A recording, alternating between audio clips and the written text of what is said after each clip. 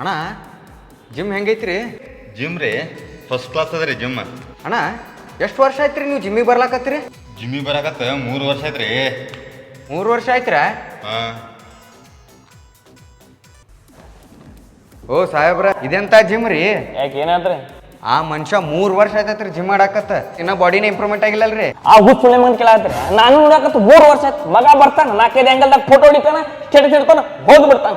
ಅವನಿದಲ್ಲಿ gym ಮಾಡ್ಯಾನ, ಅವನ photo shoot ಅಡ್ಡ ಮಾಡ್ಯಾನ, ಒಂದು ತಿಳಕತ್ತಿಲ್ಲ. ಅವ ಹುಚ್ಚುಳೆ ಮಗ, ನೀವೊಬ್ಬ ಮಂಗ್ಯ ಸುಳಿ ಮಗ. ನಾಳೆ ನೀ ಜಿಮ್ ಮಾಡಕ್ ಬರ್ತೀವೋ ಆ ಹುಚ್ಚುಳೆ ಮಗ ನೀನು ಫೋಟೋ ಶೂಟ್ ಮಾಡ್ಕೊಳಕ್ ಬರವ ಇಲ್ಲಿ. ಓ ಸರ ಅದು 75 ಡೇಸ್ ಅಂತ ಚಾಲೆಂಜ್ ಬಂದೈತಲ್ಲ ಸರ್, ಅದನ್ನ ಮಾಡಕ್ ಬರ್ಬೇಕಂತ ಮಾಡಿದ್ದಾರೆ ಸರ್. ಓಕೆ ನಿನ್ ಕುಂಡ್ಯಾಗ ಡಬ್ಬಸ್ ಹಾಕ್ಲೇ ಜಿಮ್ ಮಾಡ್ರಲೇ ಜಿಮ್ಮ. ಫೋಟೋ ಶೂಟ್ ಏನ್ ಮಾಡ್ತಿರ್ಲೇ ಹಾಳಾಗಿ ಹೋಗ್ತಿರಿ. ಜಿಮ್ ಮಾಡ್ರಿ ನನಗೆ ಜಿಮ್ಮ.